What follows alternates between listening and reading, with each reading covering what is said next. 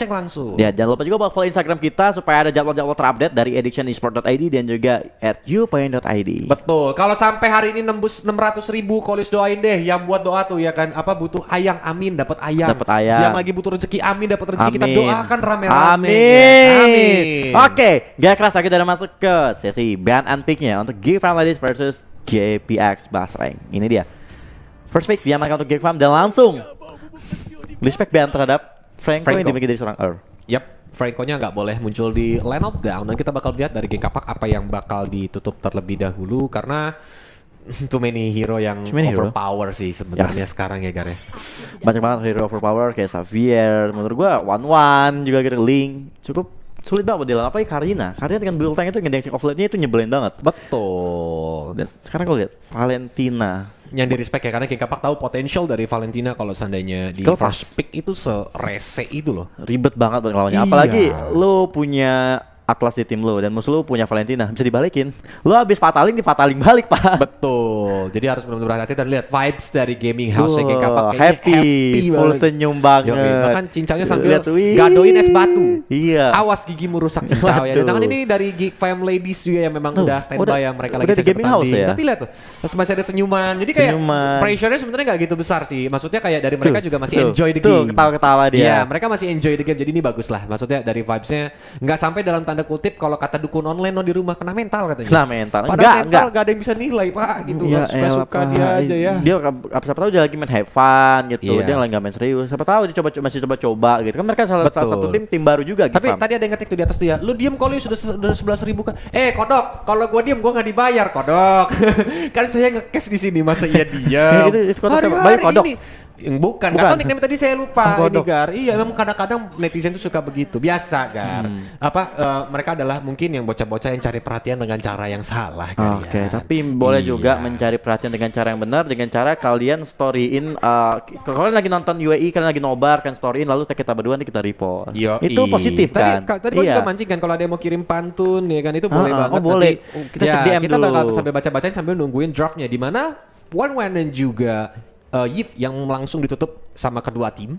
So di sini Xavier juga masih open banget. Apakah bakal mau diambil lagi oleh teman-teman Geek Fam ya? Ya, kita bakal melihat. First pick, Link, di ban. Karina mungkin masih kelepas. Xavier, Karina mungkin, lebih ke Karina. Oke, bener aja coba langsung diamankan Karinanya sebagai first pick dari tim Geek Fam Ladies. Dan Yap. GPX, oke.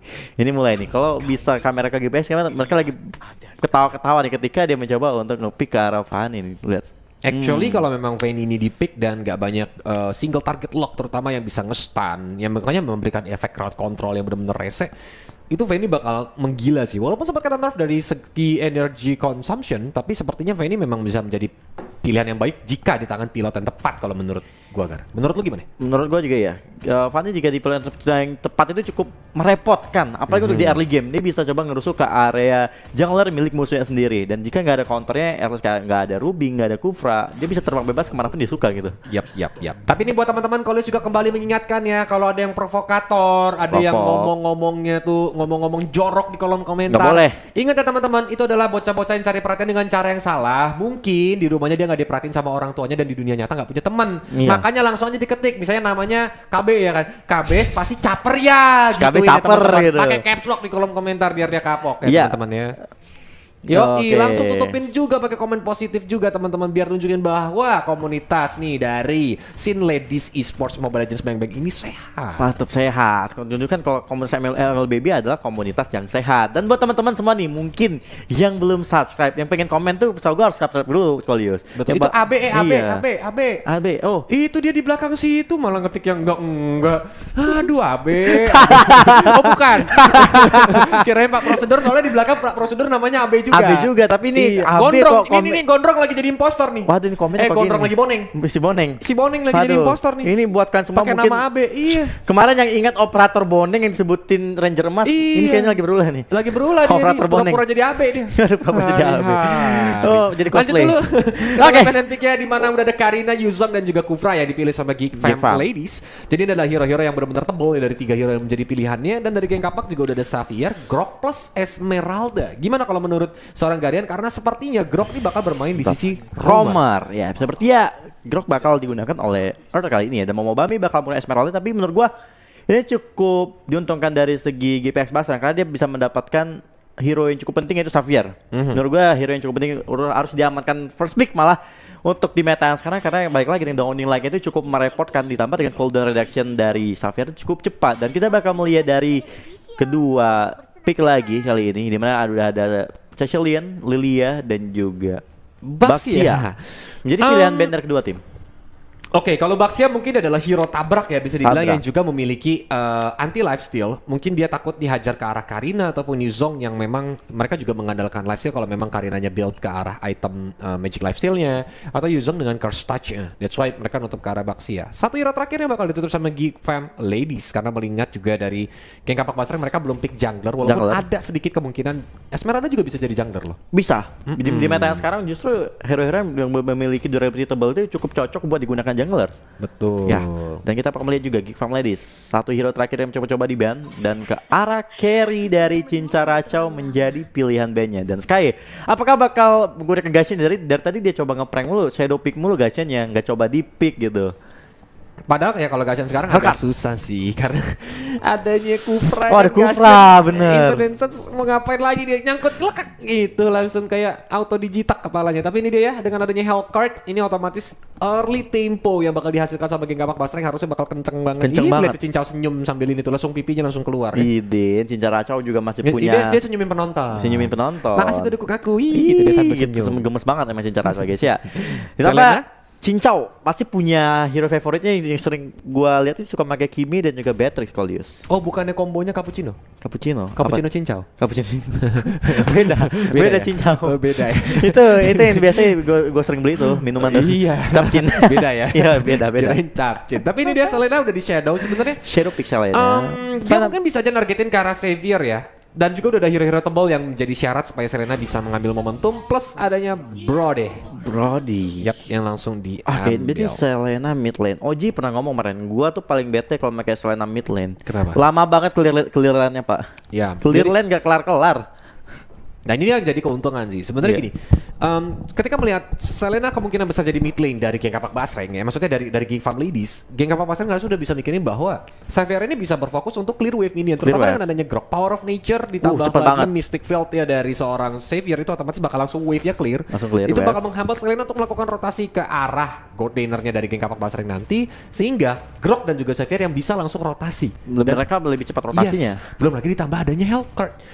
Temponya bakal cepat banget dan wow, hero Cincau. favoritnya bakal dikeluarin kah? Kimi Karena kah? Kimi adalah hero signature dari seorang Signature-nya Cincau, banget. tapi ternyata Irtel Irtel yang langsung muncul.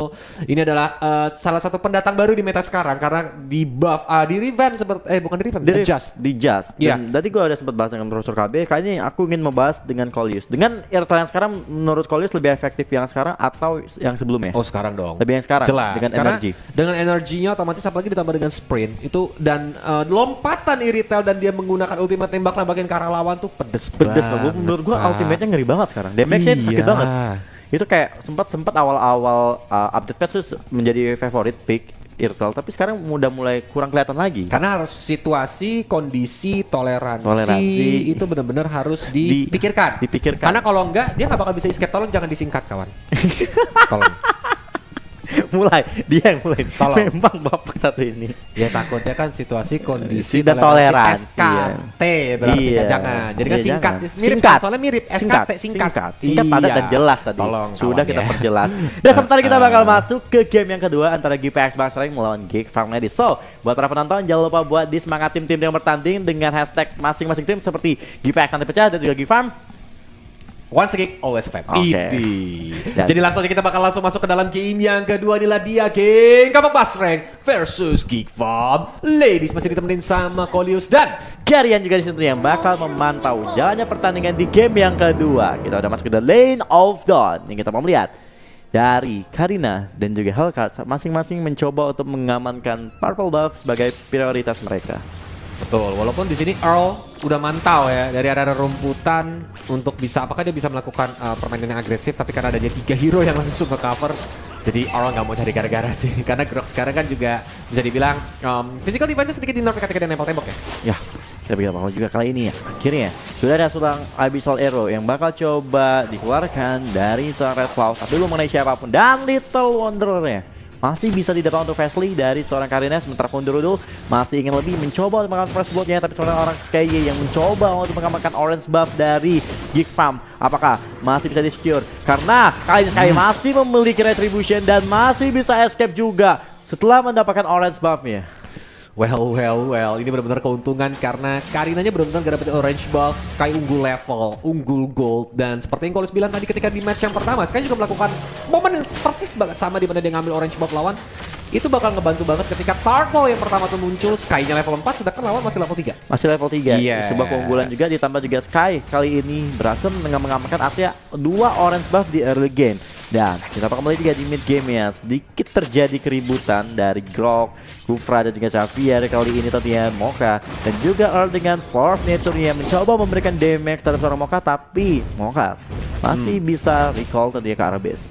Betul, di sini juga Cincau sepertinya cukup bebas ya. Lihat levelnya dia menang sedikit ya kan, dia berhasil nge-harass ke arah Skynix yang benar-benar langsung ditembakin begitu aja.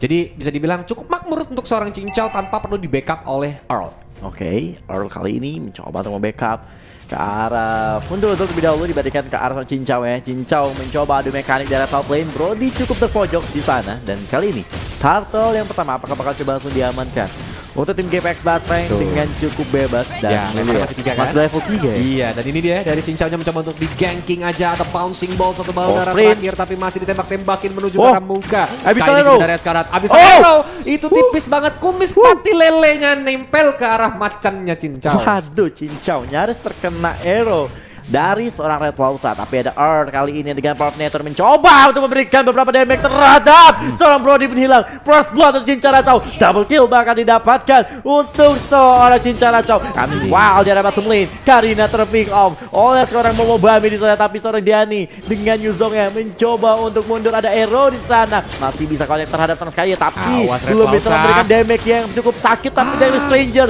dari Hellcat dan Sky juga belum mampu menumbangkan ke arah seorang Red Cloud dengan Selenanya. Betul. Bahkan di sini Sky-nya sambil nyanyi nih. Gak mau pulang, maunya menyerang. Karena dia benar-benar gak mau pulang. Dilakukan oleh 2 hero aja. Benar-benar gak takut. All dengan Power of Nature menghalau pergerakan dari Abyssal Arrow. Dan sepertinya Earl udah mulai cukup tebal untuk bisa ada Lily di depan.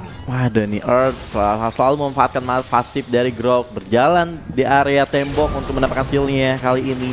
Mencoba untuk mendapatkan splitting turret di area mid lane dari Fundurudul juga di area top lane. Cincara Chow cukup free setelah mendapatkan double kill. Harusnya gol yang dimiliki Cincara Chow udah cukup tinggi. Tapi kali ini ada Earl dan juga Mocha udah mulai masuk menggunakan Tyrant Revenge dan mencoba untuk dihajar langsung dengan One of Nature dari seorang Earl. Tapi belum menghasilkan apapun dan ternyata Cincara Chow cukup sekarat di sana Kolius.